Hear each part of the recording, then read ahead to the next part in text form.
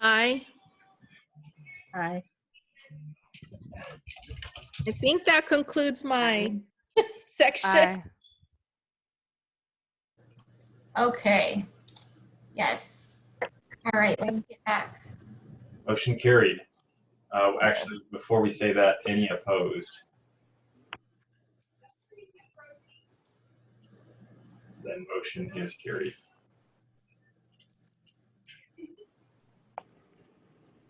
Sorry, sorry, Desia. I just No, go ahead, facilitated the Don. motion there, but I don't know if I was. I didn't mean to step on toes there. No toes stepped on. Keep going. Okay, let's screen share.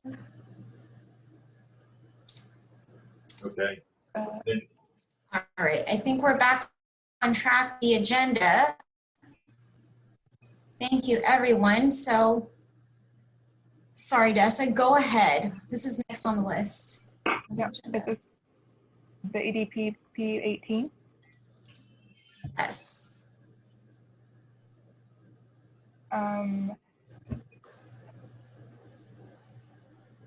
I know, I'm sure everybody has been getting these.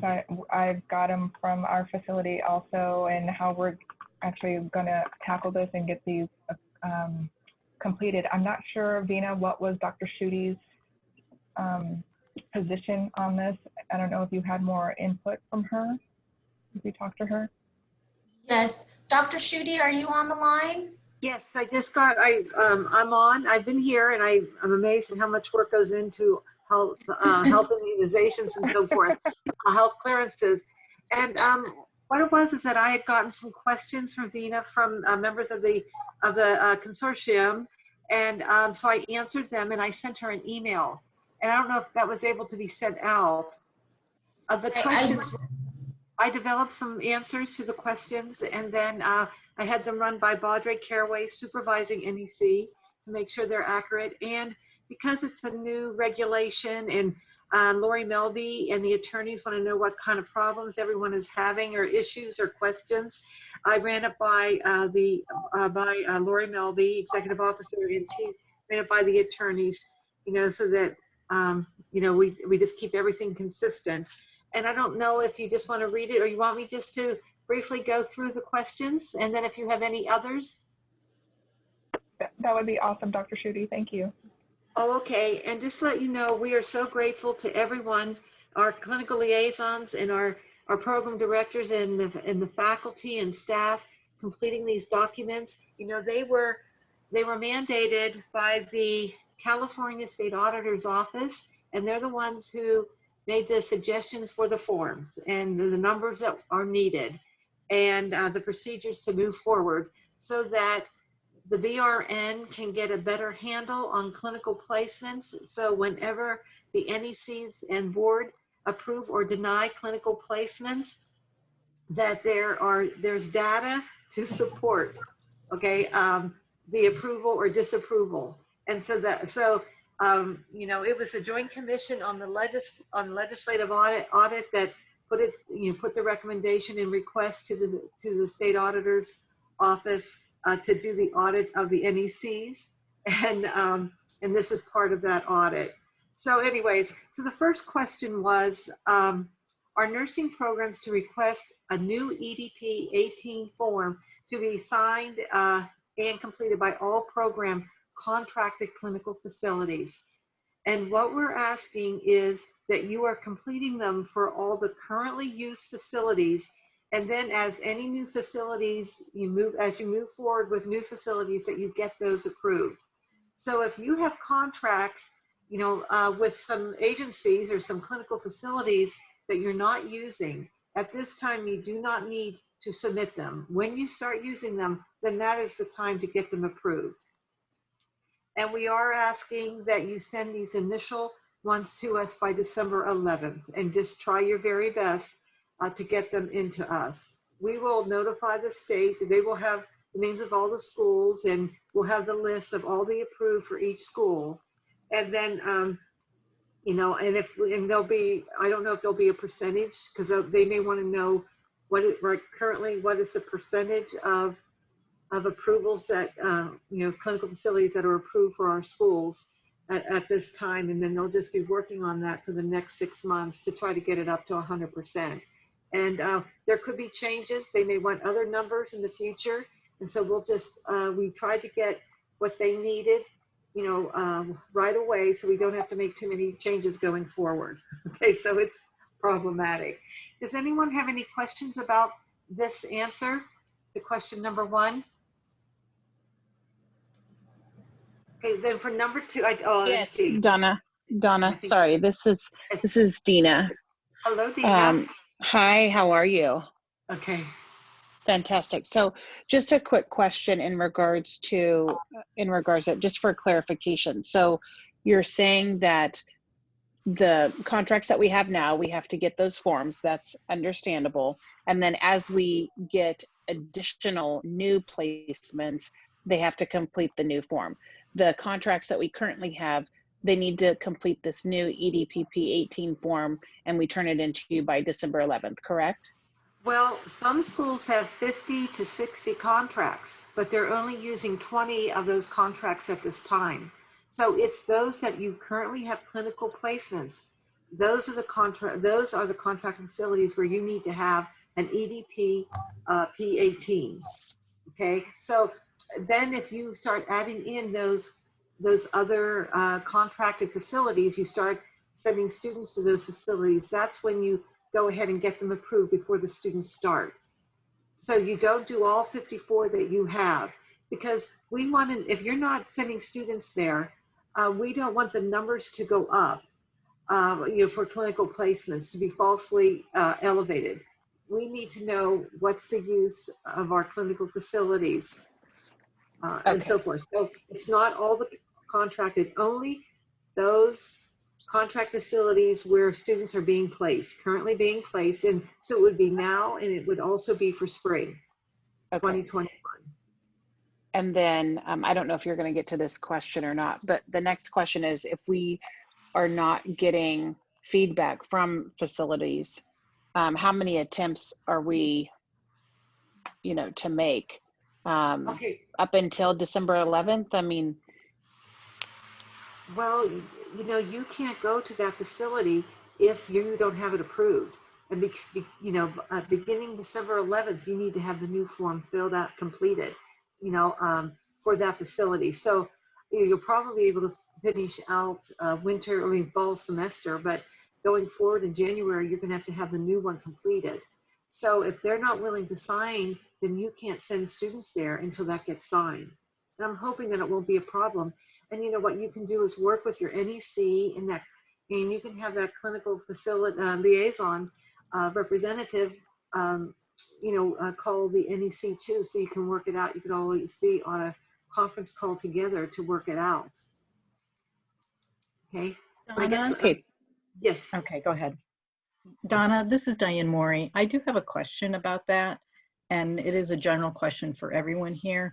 I thought I had heard, and I believe it was in the at the CACN COADN meeting that with the executive officer spoke, and speaking about these specifically, that no school would be out of compliance if they did not meet the deadline of December 11th with the new forms. So I'm wondering if I misunderstood, but I was thinking that the existing EDP-18s would continue on until we could potentially obtain the newer form if we were having difficulties. So maybe I need some clarification on that because of what I had heard at that meeting.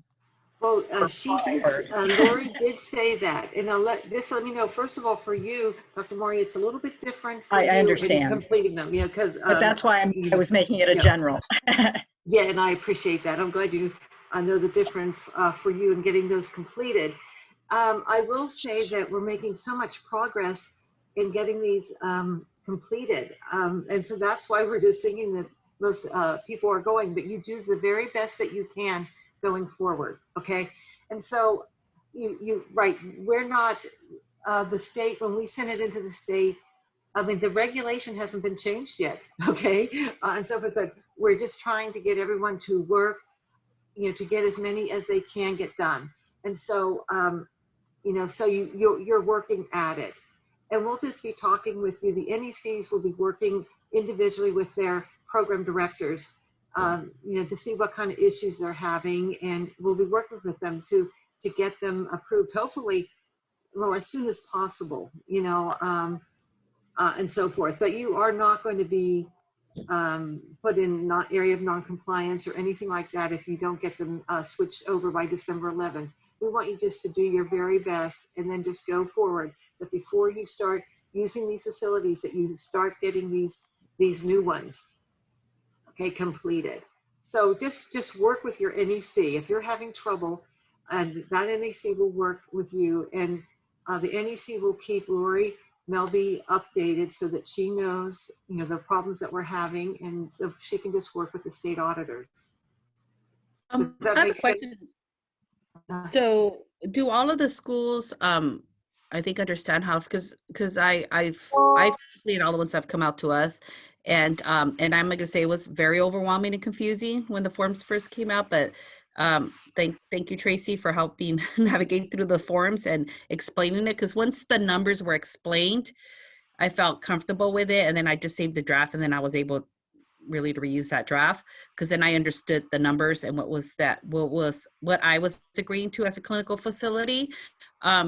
So is that happening? Because I think you probably I know as a clinical facility, if you're just explaining what the form is and how you're getting the numbers, you are providing that draft form for them already, it'd be easier, because there was a draft form that was sent by the BRN, but it's so vague that it really didn't mean anything. So that's just a suggestion, because that helped a lot. And then after that, I was able just to go through them very quickly. This is Diane Morey. What we actually did was we filled out the new forms based on the old forms as best as we could, because most of that content is the same. Where it is differ is that one last column of the annual clinical capacity per unit. And for that column specifically, what we did was actually put the calculation in there and said here, and we said to our facilities, please check this information, make sure this is valid, and change it as need be. But that seemed to be that estimated annual clinical capacity, and I think it should say per unit, correct? Yes, per unit, yes. So we actually, I mean, I asked Donna, I said, is this the right calculation? And then we actually put the calculation in there, because we didn't want the facility to say, well, what is this? What is this calculation? We also tried to ask the facility, and some of them got on the phone with us and talked to us and said, oh, please have a one-on-one explanation and so forth, which, we certainly are willing to do to facilitate as best we can.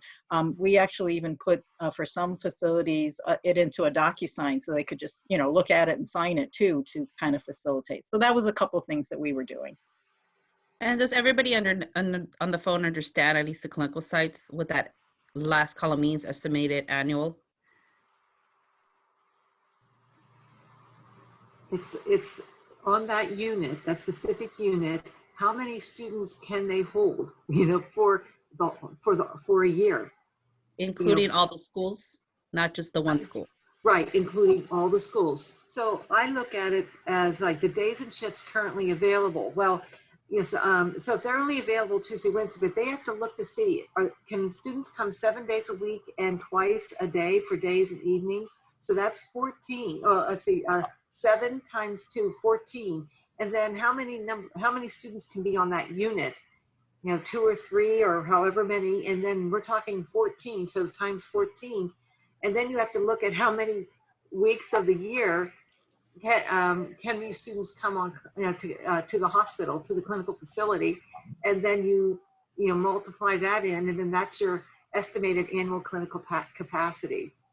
And so I anticipate that they're going to be adding numbers together, so that for each program, to make sure it doesn't come up to that total, it doesn't surpass that total number. However, anytime the numbers that we get when we look to approve a school, we check the numbers on the computer, on the table, how many spaces are available, and it goes over, we will be calling the program, and then they'll be talking with their clinical facility liaison to update that number or to make a change, on it. So it's just to keep a better track on for clinical placements so that we can approve them better or deny them. But so it's going to be a work in progress. We're going to be spending a lot of time on clinical placements until we get it working well and get all the numbers worked out.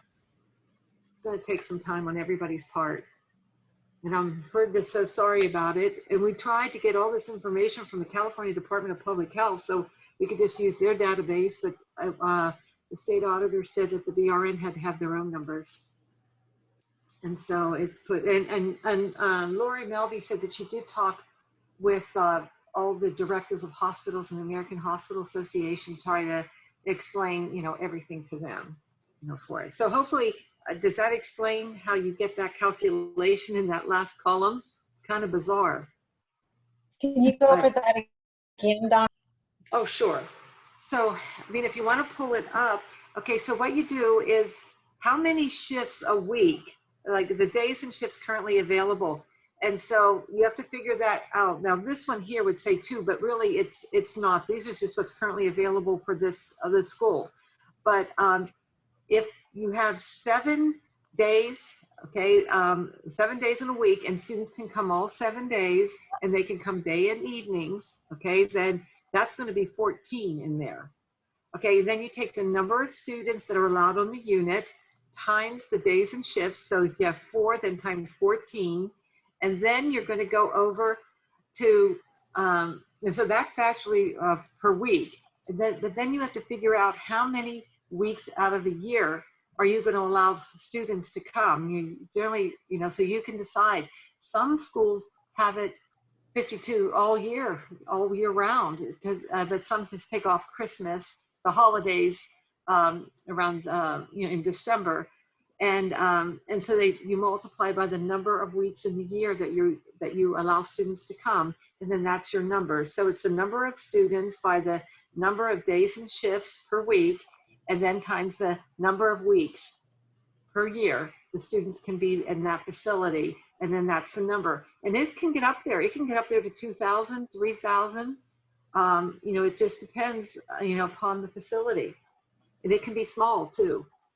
Some only allow 2 students a week, and they only allow 30 weeks a year. So so that's that number. And anytime you submit this to your NEC, the NEC will look at it, and if it doesn't look right, we'll call you. And then the individuals who are putting all the data in, and all those who are making all the analysis, they'll be talking to us too to see if there's, if we have to tweak something, so we're going to be working on it until we get the procedure truly established and get it into the, we have it in the computer and we're generating our data. So if it's year round, that means it could go up to like 2,900, right? Oh, yes. Okay. All right. I didn't know if our numbers would be extreme, but okay, that's good to know. Yeah. Thank you, Donna. Oh, sure. Okay, so. Donna, we have a question in the chat box from Loma Linda VA, Dr. Sofia Puerto. She is asking, does the form need to reflect what we can accommodate during regular time or during the COVID crisis? I would do it during the regular times. Okay, during the regular time. So we have those numbers. We know what your placement is, your numbers of students are. And then, and so then we also know that during COVID, we're not there, for it. So that's fine. Now, if you want to, there are some facilities that don't want to complete them at all during this time, not until they come back. But then you're going to have so many whenever you start having everyone come back. So we're filling them out, and we're just stating that should COVID improve, they will be back. And so, so then they're mostly all the places are completing them now, even if they're not allowing students in because of COVID, because we're not really sure when students might be able to come back. We're very, very hopeful, although some have said it won't be till next fall, but if things get better, they may move it up, but the facility has the right to make the decision how they want to go forward with this. If they want to hold on it, that's fine. And then the program director will just make sure the NEC is aware that this is on hold due to COVID. And so, you know, and that is fine. Okay. We can ask the, tell the facilities that they can use historical data then, correct? Yes. Okay. Oh, yes. What they, you know, so they don't want to lose what they have already, all those relationships that they have. Okay, so, you know, and, you know, See what a they comment have in the to- chat. Okay. Sorry, Donna. I just see a comment from Dr. Koseha from Eisenhower Medical Center. She's making a comment that the form is difficult or challenging to complete sometimes because a lot of their units are opening and closing kind of simultaneously, so they can't really keep track of. So I would just, well, they, let's see, so that's Vicki. She can talk with Wayne Boyer, the NEC, out, you know, out there. He probably, but also it could be, I don't think any of my schools have that facility, but you know, you can fill it out to accommodate you. If it's going to be easier to just to fill it out what's there, but the caveat will be with the program director, and the program director will notify the NEC that this is dependent on COVID, that this is our usual plan with this hospital. Okay, this is in proper times. We certainly asked the state if we could delay till after COVID because of all the, and you know, you see how they are with laws and regulations. They're staying, you know, and you have to get a waiver and things like that. So we just have to do the very best. So we would, I think it would be better, but you get to make the decision, just to fill it out as to what is usual, and then the caveat will, in the letter to the program director, who will tell the NEC that it is COVID, so this is on hold right now, you know, or we're not, we're waiting, but this is what our situation is, so that we know that that you know, that this is where this group will come. And then the NEC, if the state decides that they don't want us to add those in yet, those numbers, they will be held in a, you know, in an area, you know, in a file. And then once, you know, the COVID or something is done, then they'll be added, but maybe not. So, but it's okay to submit them. Okay, I have one that submitted, I have a program that submitted one for spring, but you know, it's COVID and not sure, it's a day-by-day decision, but I signed it off and I sent it forward. So, you know, so you know, I haven't heard back. It's been a week that I did something wrong on it. So hopefully that answers your question, Vicki, that you get to decide, okay, if you want to, but it is fine to include what your usual is for this school, okay, and sign it off and get it in there for your hospital and for that school. Hey Donna, this is Angie Gegling from Cal State San Bernardino. I apologize if you've already answered this question, but it seems to me the form is only for hospital facilities. Are we also going to do this for places that we're using now, such as food banks and telehealth and things of that nature? If the students are getting clinical hours, you know, for a course that's required for licensure, then the form needs to be completed. So for all non-acute facilities, if the students are getting clinical hours, it needs to be completed. You know, if they're going on volunteer, if they're a volunteer, that's different. You don't have to get that, but they usually have to have, if you give credit for volunteer hours, you have to have, you know, a procedure and so forth, and what they need to do for that to qualify for any volunteer hours for clinical hours. And of course, course objectives have to be able to be met by the experience. But any place that the student is going in, a food bank, a after school program for students, and so forth, that there must be an EDP-P-18 if they are getting clinical hours in a course that's required for licensure. And that's on the EDP-P-06, the courses. Now, some schools do not have their public health courses, okay, and those clinicals, those 90-hour, that requires for the 90 hours, they do not have them as content required for licensure. And so when they are not listed as content required for licensure, you do not need to have EDP-P-18s for those courses. But if it is a course required for licensure, you must have an EDP-18, and you must follow 1427, the regulation. And that regulation, and I have it linked in this handout, and it says that you must have objectives, and it must meet the course objectives. You have to have this, all the role responsibilities of the staff and of the faculty and so forth spelled, completely out and so forth. So you have to meet those requirements. Yeah, some of these food banks and or other, places where we have students, sometimes they're not big facilities. They don't require a contract. They don't have a contract. They have no legal team to risk management to look into contracts. How is that going to affect that contract statement there, and how do they know, or do they guesstimate the number of people that come into the food bank, and how is that handled in terms of the numbers? They get the estimate. What is their usual number? They know the number of meals that they're providing and so forth. And they generally have, so you get the numbers from the clinical facility, the agency, the service that you need to complete that document. And there was one other thing that you said about that. You should, work with your, I know what it was, in COVID, the state of emergency, you don't have to have a contract, but you do need to have a memo of understanding, a MOU, and you have to work with your NEC to get that opportunity approved so that it can count for clinical hours. So you need to keep your NEC approved, and you do need the EDP-P-18. Okay. And for your food bank, is it for a clinical course for licensure, or is it for public? I guess it would be for public health. So it is for a clinical course. So you would need to have an EDP-18, and then you would have to work with your NEC about whether you don't have a contract.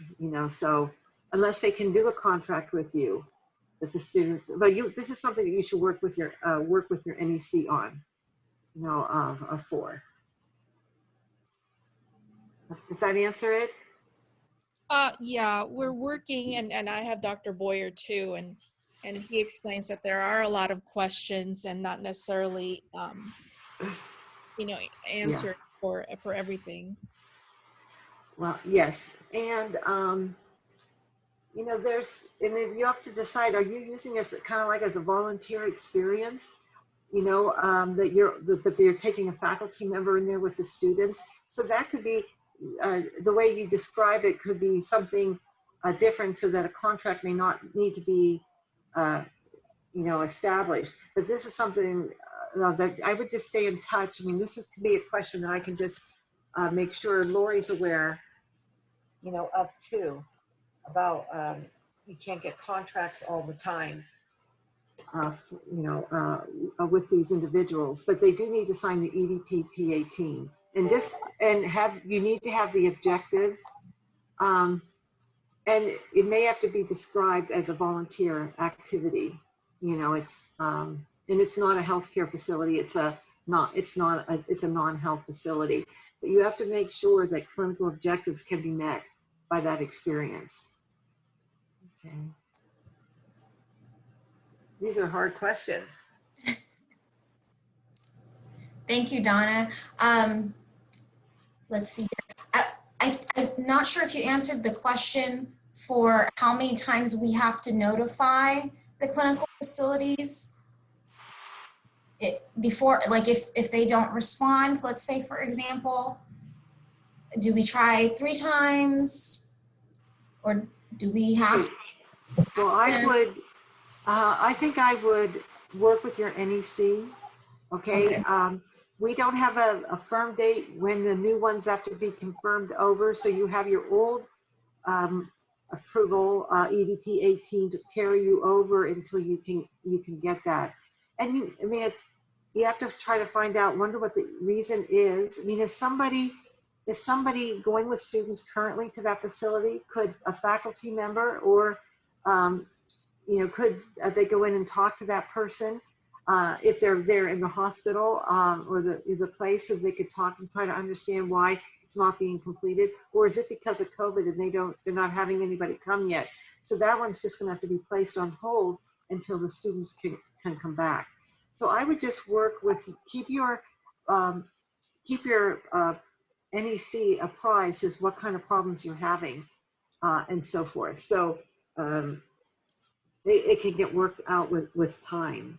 So, but you do need to try to figure out why they're not answering the question. They may have a hard time figuring out how to complete it. And so they, so maybe a video conference may need to be held or something like that with them so that you can talk with them. And you never know, maybe that person's sick and isn't there. There's somebody else in their place. So you have to find out, wonder why they're not completing it for you. And then work from there. And I would keep your NEC aware so that person can work with you too on it. I had a couple that I had to work with one of my schools. Okay, great. So I'm gonna, so for this question, I think that was number 3. I did send the file with the BRN answers to this EDP form there. But if you guys have more questions, please let us know, put it in the chat box. I don't know if you wanted to go over question number 2, or did we answer that already? No, we didn't do number 2. Well, in a way we did. There's a couple things on this one that are important to note, and you'll probably fall out of your chair. But anyways, because I was surprised when the state required this, the auditors. So do nursing programs need to update EDP-18 for facilities that are currently not able to be used or not being used at this time? And you do not. So you'll just put them on hold and so forth, okay? And I will tell you that we will work with you. There's no, we have to keep just improving to getting our EDP-18s, these new ones, completed. So we just need to be showing progress. I mean, the state has different ideas that you will by this date, but we need to work, we need to find out what all the problems are. And then it says, look at this next thing is, the BRN has asked for all programs to notify the BRN within 90 days of any changes in clinical placements, including the cancellation of a clinical rotation via the submission of a new EDP-AT, and refer to, and it's in the Director's Handbook, Section 5, and it's 4.0, Clinical Facility Approval Instructions. So anytime you add a rotation, you need to update your EDP-P-18. Anytime it's canceled, there's a cancellation form. And so if it changes, our goal is to try to get these numbers to be accurate. And I saw where Sophia had written that these numbers may not be accurate. And so that's why we're hoping that we'll keep working on it. Our goal is to get them to get a workable plan so that we have an idea about our clinical placements. So that's going to be something that you need to start thinking about. Anytime there's a change that you have we're asking that within 90 days. And I think the state wants that to go into regulation, but it's not in regulation yet.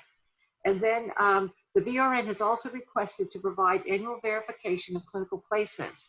Okay, so the program's NEC will forward each year the current BRN report of faculty to the program director, okay, for verification. And all you will do is that, just like what we do for continuing approval visits, you will write C for cancel, or remove, on R for remove, and you'll just have to have, let us know how it is. So you're going to go through your list once a year to make sure it's accurate.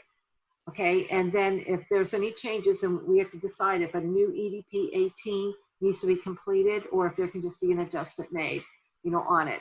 So, so once a year, so that we try to not let it get too far away from us. Once a year, we're going to be verifying if you still need to have these EDP-P-18s, if they're still current, or if you need to make some changes on them. Okay, so that's something that's new. And we're hoping that that will help, and then that will help to make things go smoother so that we will get better numbers. And then question number, any questions on number 2? I don't see any. And so it's going to be a full-time job with keeping up on these EDP-18s until we get until we get it established. Okay. Yes. And then question number 3. And yes, is there a question? Yes, I put it in the chat box. Can you clarify the changes? Would we include the changes due to COVID? Yes, however, our first time we're going to be sending this BRN report at clinical facilities won't be till next December. Okay, so we're not doing it yet.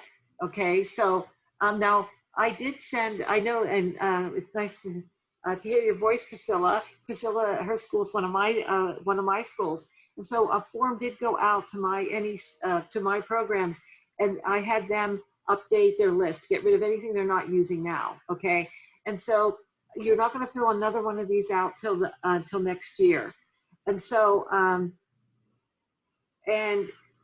so you can decide if those students aren't going, you do not need at this time to develop an EDP, a new EDP-P-18. However, once you start going back, you need to have one. Now, the program and you can talk, you and the clinical liaison can talk. If you want to have it completed and have it on file, and because we don't know when, it's going to, COVID's going to be over, when you're going to be able to start.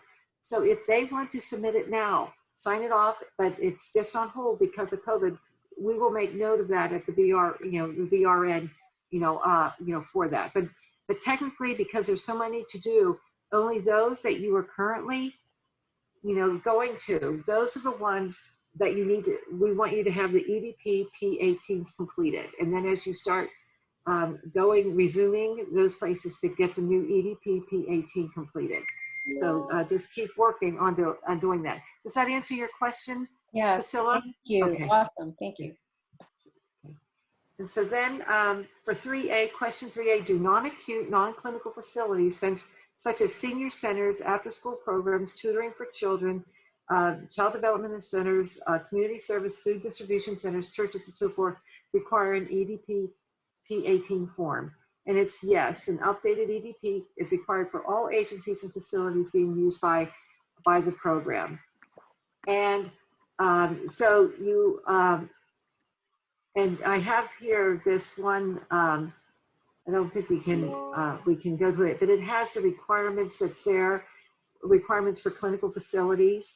And so you can just go to that 1427. Oh, I do have the number up there, 1427. And you can see the requirements for each clinical facility. But remember, for the state of emergency, we don't have to have a contract, but you do have to have an MOU, and you'll work with your NEC in developing that, with the facility.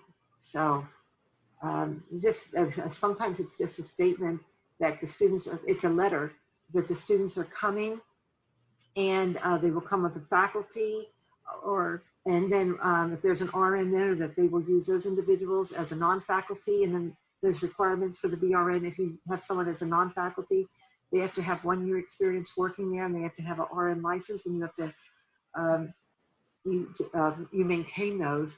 And then and so then you spell out in this letter just what the responsibilities of the facility is, and then what's the responsibility of the faculty. Okay, and so then you can just sign it off, and you can use that as your MOU, for it. Now, some schools require a full contract, so you have to work with with what your school requires. Now, number B is technically non-acute, non-clinical facilities do not have nursing staff, and many of them do not require a clinical instructor on site with the students for the entire time. So those are the facilities that would not require an EDP-18 form. Correct. And the answer is an EDP-P-18 is required for all agencies and facilities. And this answer here was actually designed by Lori Melby. Okay, so just to let you know from our executive officer, consistent with CCR section 1420E, clinical practice means the planned learning experiences designed for students to apply nursing knowledge and skills to meet course objectives in a variety of board-approved clinical settings.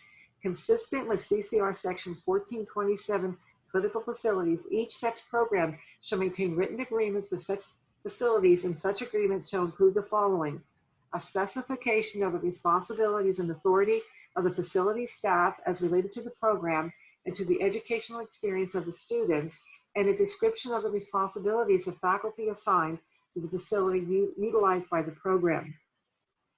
And then, in absence of facility RN, a non-faculty, it is the course clinical faculty who ensure that course clinical objectives are met by the students during the clinical experience to prepare students to safely and competently provide nursing care that requires a substantial amount of scientific knowledge and technical skills. And so with this, what Lori Melby is saying is that there needs to be a faculty with these students. If there is not a non-faculty there, and so forth. And this is something that you can talk about with your NEC to work make sure you get this workable for your program. But the students should be doing something. I know I have a program that they're going into a food bank, okay, but they have objectives, and there are other nurse practitioners there at that food bank who are checking children, pediatric nurse practitioners and so forth. And so, you know, there is a faculty member there, with them, but of course they could use those NPs as a non-faculty too. But this is something that you should talk about and make sure that how you're conducting the experience for students to get clinical hours for a course required for licensure, okay, can get those out, can get those hours. So, that was something that she wanted to make sure that I just reinforced with everyone. So you have to be able to meet course objectives, and usually a faculty member or an RN there, a non-faculty, ensures that that the quality of the experience is such that the students will attain those objectives. Okay, and I think, is that the last one? I think, is that A or B? That was B. Let's see. Yeah, that was B. So I think we're all good with that. I did send it again to the chat box. I'll reply back to everybody in an email, and we can send that as well with the sample. We'll have this meeting is being recorded, so we'll have it available on our YouTube and our IHEC website from now on. We'll be doing that, so you guys can also refer back to it that way. And I'll also send you the links for that as soon as we have the recording downloaded. We do have 2 additional questions, Dr. Schutte. Okay. So the first question is, since there is not an option for community health under content areas supported, do we need to include community health facilities even if they are just for community service or non-nursing related, tutoring kids with homework, distributing meals to seniors? I know we had a conversation about it, but just for everybody else on the Zoom call here, so that they are aware of what the answer is to that question. So, I mean, even in... Oh, sorry. Go ahead. Oh, yes, no problem. Go ahead. Oh, no, that's all right. I'll wait, Vina, for you to finish. I'm sorry. Okay, no problem. No, I have the sample on the screen here. And so just so that everybody has a visual, content areas supported, as you can see, there's not a section to check off for community health, but I'm wondering if it's a community health, do we just check off beginning med surge? And then, yeah. Okay, well, there's a couple things with this question. Community service, that's, are you giving credit for clinical hours for community service? If you are, there has to be a way for that community service to meet the objectives of the course, and possibly a paper or something like that needs to be established, or there has to be some documentation that course clinical objectives were met. So this is something you can work with the assigned NEC to make sure what you're doing is okay. So community service is different. You know, if they're going on their own, you don't need an EDP-P-18, okay, for that. If they're going on their own, and then you're deciding if you're going to give them some credit, clinical hour credit, but of course it must meet the course objectives for that course, okay? Now, if you are going into an agency for a course, okay, now, if the course is called a community health course, so you will have to look on your EDP P-05A. This is your total curriculum plan, and you're going to have to look at that to see how do you have that course marked. Do you have it marked as PEDS, Med-Surg, or, you know, or what, okay? You can also look at the objectives that you're trying to get for these students, and you can decide, okay, because we don't have community health here, then you can, usually has to correlate with your EDP-05A, okay, and usually you have it as, you know, it could be blank, and so that you have the option. So for this experience, if they're going in for a PEDS, to get some PEDS hours or something, then it would be a PEDS for a community health course. If it's an OB, then you would put it for OB. If it's just basic health, adult health, then you could do a Med-Surg, either depending upon the level of the student, if it's fundamentals, or if it's intermediate or, you know, advanced. Okay, so you kind of look to see what course objectives are you meeting by this experience. Okay, and so that course, okay, and you know, it should have a content area assigned, but if it doesn't, because it's community health, you have to pick the best one, what population is being served with that group, and then you can fill it out to address, you know, that area. You know, for adult, it would be Med-Surg. So hopefully you just do the best you can. Now, what you can do is you can also talk with your NEC, you know, to help you to determine what's the best way to complete that, you know, to complete it, you know, in that case. Okay. Tutoring kids would be a PEDS, okay? But of course, and you're getting credit for, I don't know what course you're getting credit for this community service. Okay, is it for PEDS? Is it for a community health course? You know, and so forth. So you have to look at those things, okay, for the course, and what the objectives are, and what content area they would relate best to. And just do your best, but you can verify with your NEC. Okay. Thank you, Donna. And then the final question is, what is the difference between checking a non-acute and non-health care? I know that some people, like, they want to, if it's like an ambulatory care clinic, do they check mark clinic and ambulatory care? If it's hospice, is it just, you know, ambulatory, I'm sorry, not ambulatory care, but just non-acute? What I've been telling a lot of my program directors is, okay, whenever you go down to the clinical facility information, okay, if these are acute inpatient settings, for sure you're going to want to click acute, okay, if you're inpatient. If it's a clinic, okay, now if this facility, that, you know, it's one facility, they also have clinics, okay, and you also have clinics listed under the clinical facility information, then you're also going to do non-acute. So it depends upon your clinical experiences that you have down below as to what you can fill out here. Now, we haven't gotten any more specific guidelines yet from the BRN, you know, on this, but for me, and the other NECs from the South, that because we talk about these, okay, so we're saying that non-acute is like a clinic.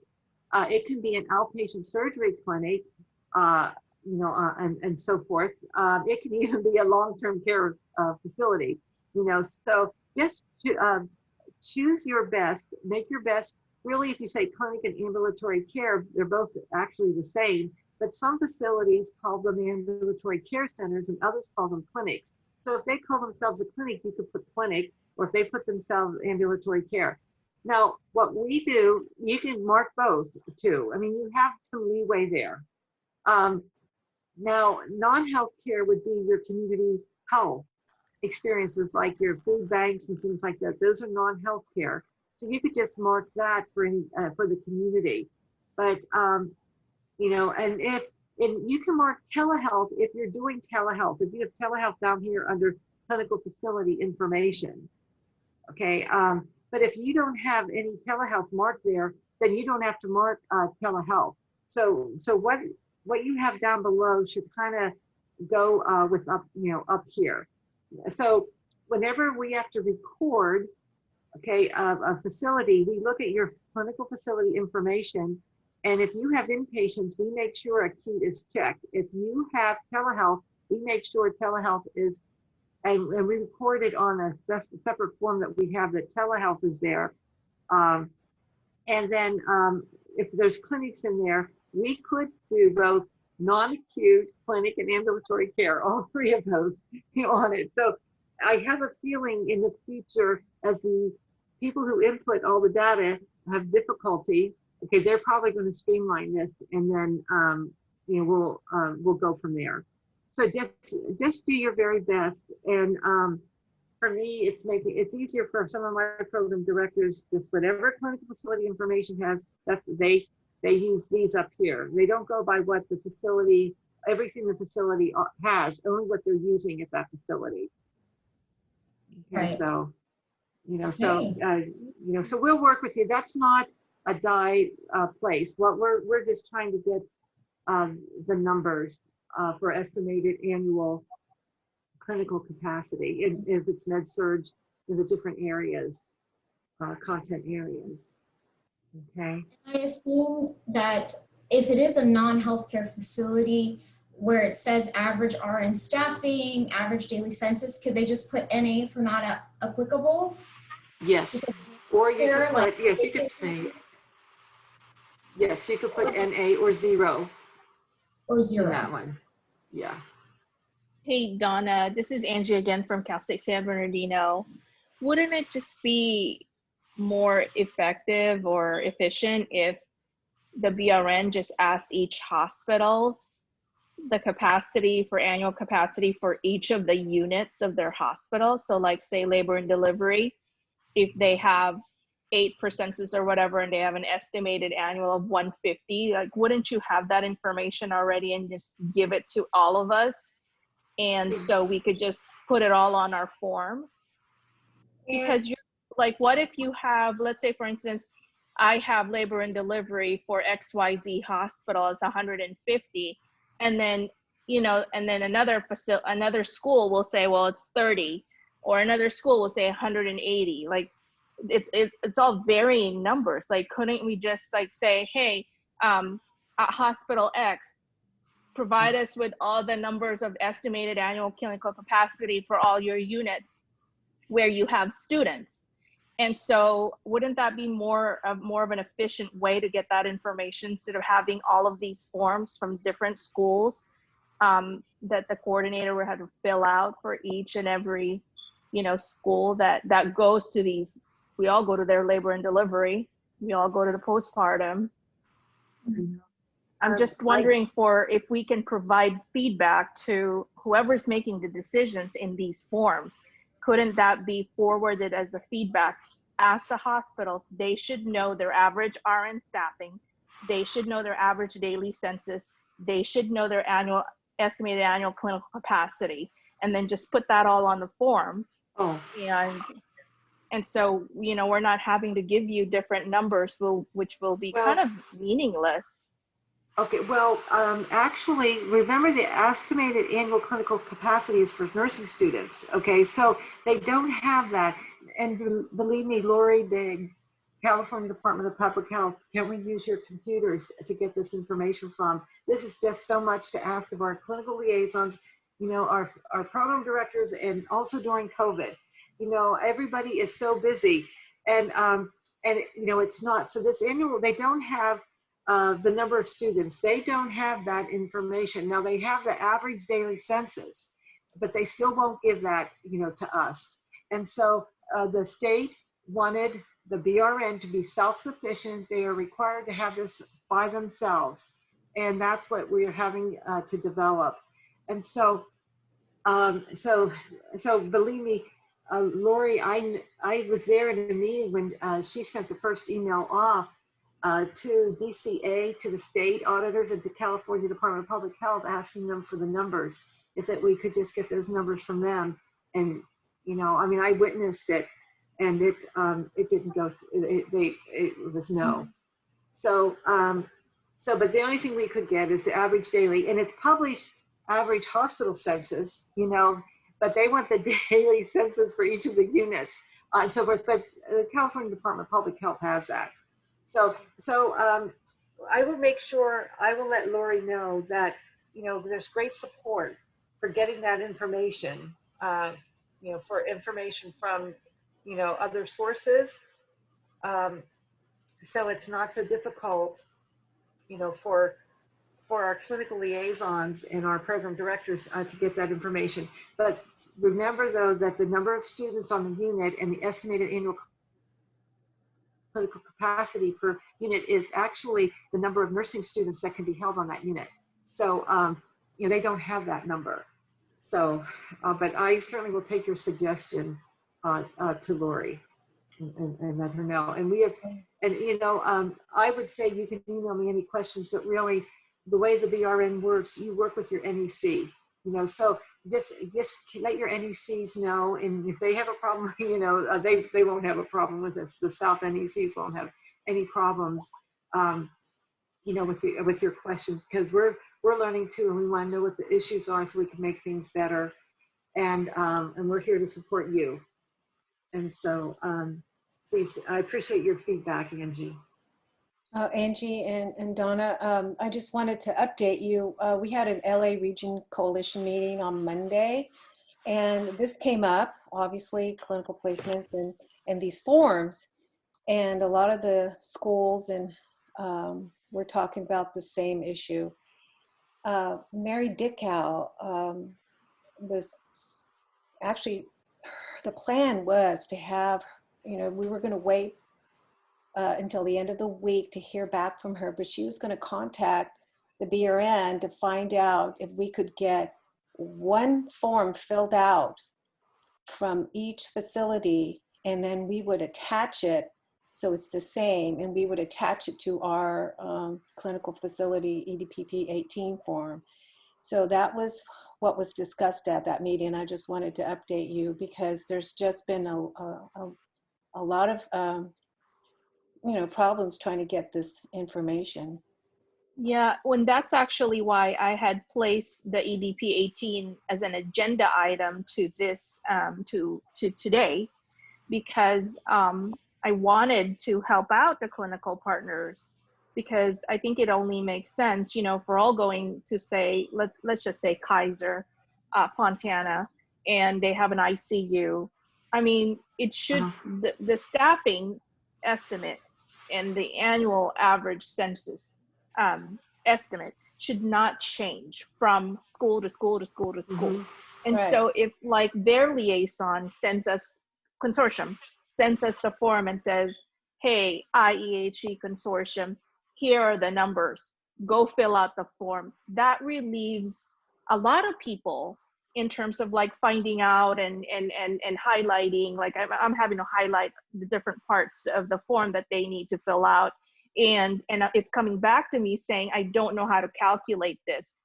I don't know how to figure this out. This changes. We do not have a 4-tower anymore. That's now a COVID patient. There's no students there.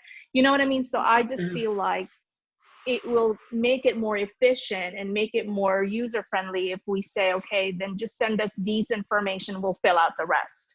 And then we can send it to all of us. And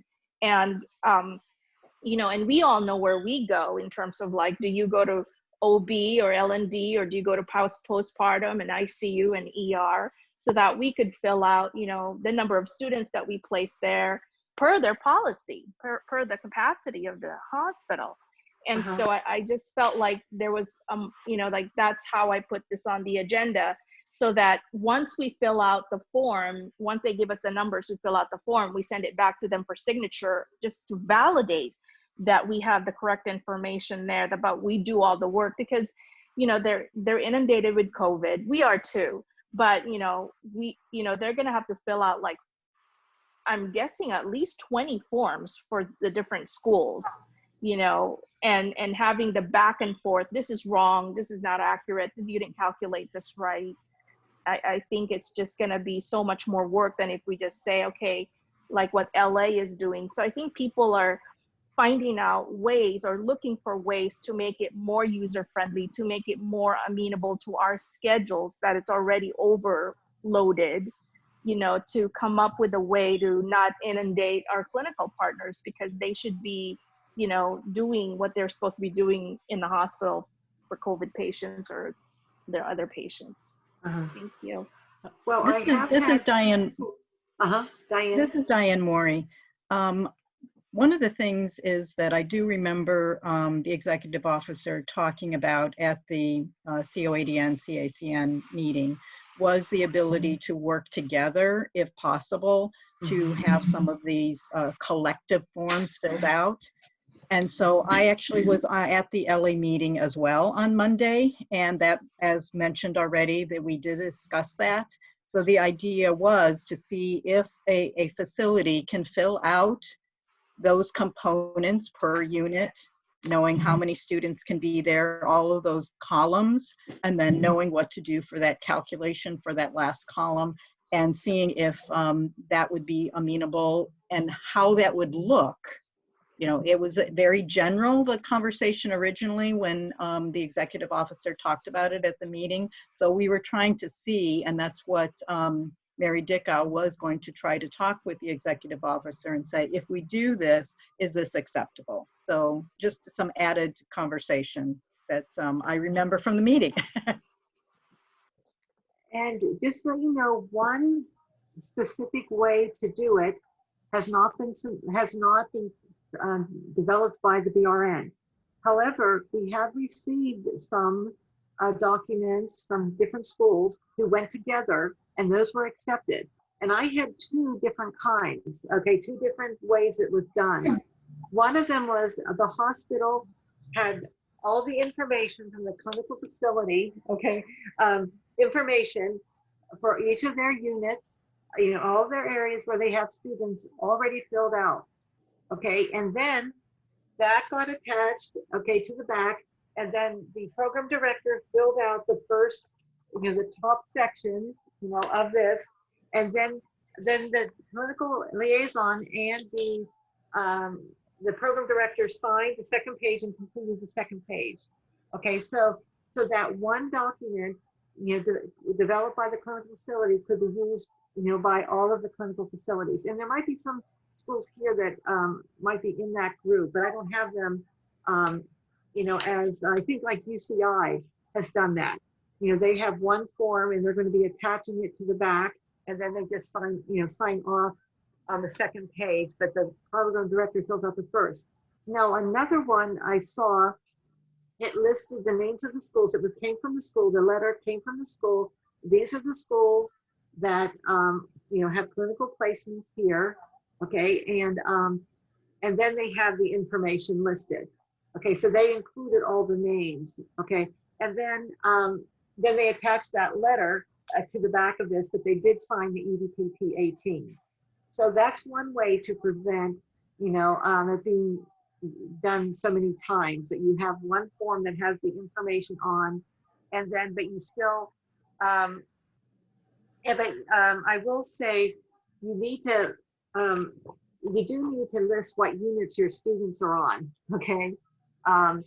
and the number of the students on the units. So I would say, for the schools, because the blanket letters from the hospitals just have, when, what's all together available. So we kind of want to, well, I guess we could use this information here, but I am seeing that the program directors are filling out these three for their program.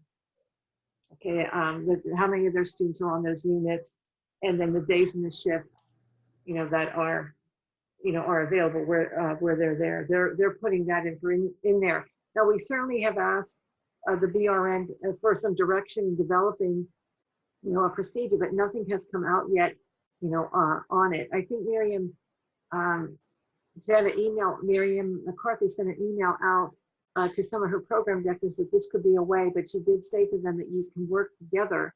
And I do know that Lori Melby said that at that meeting, that you can work together on completing them. So as long as we get the information, that's important. And that's what's necessary, that we have the information on those. And yes.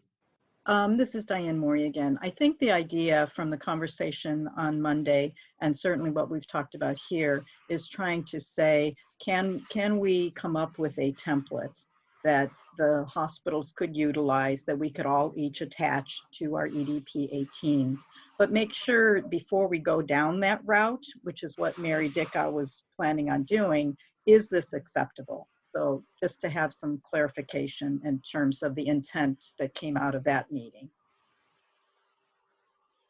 Well, I'm sure that if you want to submit one to see if it's workable, I would submit it to your NEC to see if it's workable. Okay. For it, I would think that it would be.